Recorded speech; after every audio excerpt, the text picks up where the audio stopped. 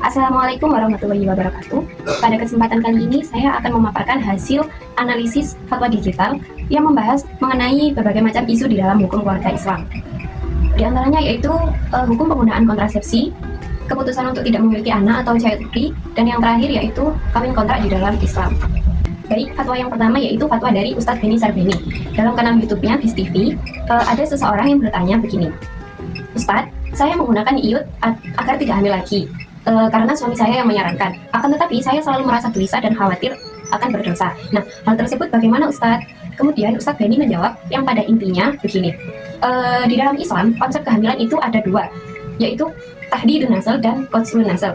Yang pertama, tahdidun nasl ini berarti menjarakkan kehamilan. Nah, hal ini itu diperbolehkan selama tidak melanggar ketentuan syariat.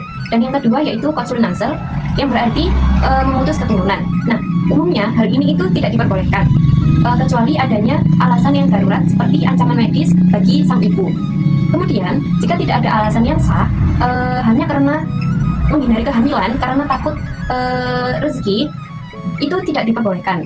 Nah, seperti dalam firman Allah SWT, nahnu narzuqukum wa iyyahum, yang artinya kami yang memberi rezeki kepada kalian dan anak-anak kalian. Nah, dalam ayat tersebut Allah menegaskan bahwasanya Allah itu menjamin setiap rezeki kepada manusia. Maka kekhawatiran akan ekonomi itu tidak bisa dijadikan sebagai alasan utama untuk menggunakan kontrasepsi secara permanen. Di Indonesia, program keluarga berencana atau KB telah dicanangkan oleh pemerintah melalui Peraturan Badan Kependudukan dan Keluarga Berencana Nasional Republik Indonesia Nomor 1 Tahun 2023 tentang pemenuhan kebutuhan alat dan obat kontrasepsi bagi pasangan usia subur dalam pelayanan keluarga berencana atau BKKBN. Nah, peraturan ini bertujuan untuk meningkatkan kesejahteraan keluarga dengan mengatur jarak kelahiran.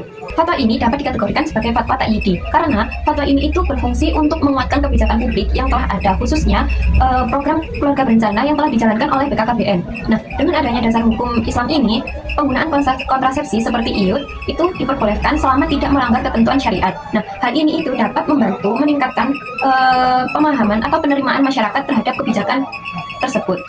Kemudian, fatwa ini juga dapat dikategorikan sebagai fatwa islahi karena fatwa ini itu memberikan klarifikasi terkait norma yang berlaku di masyarakat.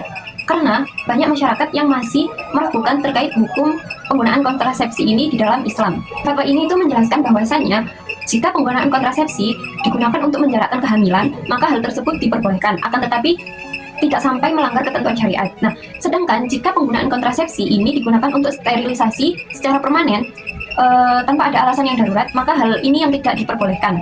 Dengan demikian, fatwa ini dapat membantu menyelaraskan kebijakan publik dengan prinsip-prinsip Islam, sehingga masyarakat muslim khususnya dapat menjadikan fatwa ini itu sebagai pedoman dalam merencanakan program keluarga berencana tersebut.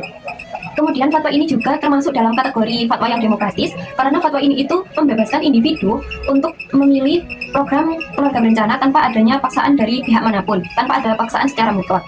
Fatwa yang kedua yaitu fatwa dari Ustadz Aminur Bais dalam kanal YouTube-nya Muqtad TV Official. Ada pertanyaan seperti ini, Ustadz, bagaimana sih menasihati seorang anak yang ternyata setelah ia dewasa ia memilih untuk tidak memiliki keturunan atau child free?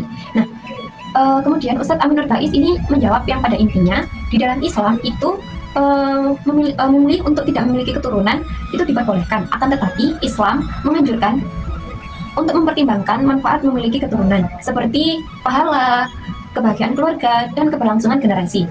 Jika tetap ingin menunda memiliki keturunan, maka harus diberi waktu, misalnya 3 tahun, agar di kemudian hari itu tetap bisa memiliki keturunan.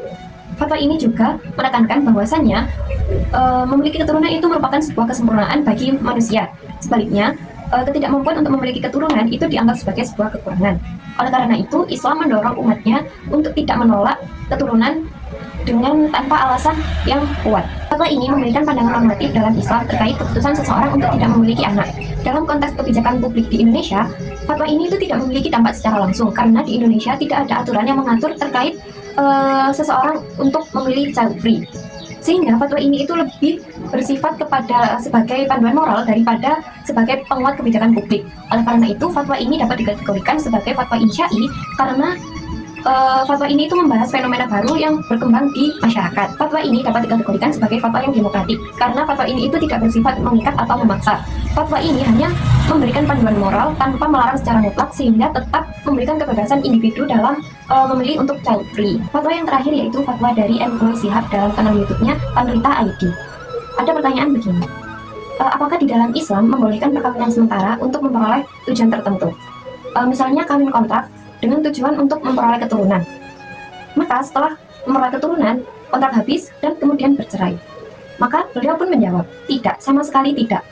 Perkawinan kontrak atau kawin kontrak, kawin mut'ah dan semacamnya itu dulu pernah dibenarkan. Akan tetapi ditutup pintunya oleh Nabi dan kemudian tidak ada lagi perkawinan kontrak atau nikah mut'ah setelah itu. Nah, kawin kontrak atau kawin mut'ah ini itu merupakan perkawinan sementara atau perkawinan yang terputus, di mana seorang laki-laki melakukan perkawinan dengan seorang perempuan dengan batas waktu tertentu, misalnya 1 minggu, 1 bulan, atau bahkan 1 tahun.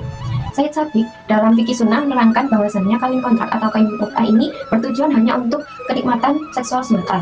Dan kawin kontrak atau kawin mut'ah ini secara hukum positif ini bertentangan dengan Undang-Undang Nomor 1 Tahun 1974 yang mana sebenarnya tujuan dari perkawinan itu untuk membangun keluarga atau rumah tangga yang kekal dan abadi.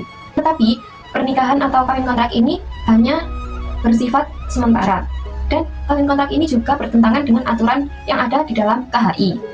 Jika dianalisis menggunakan fungsi fatwa terhadap hukum, fatwa ini termasuk ke dalam fatwa ta'idi. Karena fatwa ini itu berfungsi untuk menguatkan kebijakan publik, yang mana kebijakan publik tersebut tidak mengizinkan atau tidak mengatur adanya nikah siri tersebut, nikah mut'ah tersebut. Fatwa ini juga termasuk ke dalam fatwa tasihi karena bertujuan atau berfungsi untuk meluruskan pemahaman masyarakat bahwasannya kawin kontrak itu dulu pernah diperbolehkan, akan tetapi sekarang sudah dilarang oleh Nabi. Fatwa ini juga dapat dikategorikan sebagai fatwa yang non-demokratik karena fatwa ini dibuat oleh ulama secara tegas tanpa mempertimbangkan pandangan masyarakat. Dan fatwa ini secara langsung melarang perkawinan kontrak tanpa membuka ruang diskusi atau mempertimbangkan kondisi sosial tertentu. Baik, mungkin hanya itu saja yang dapat saya sampaikan. Apabila ada kurang dan lebihnya, saya mohon maaf. Wassalamualaikum warahmatullahi wabarakatuh.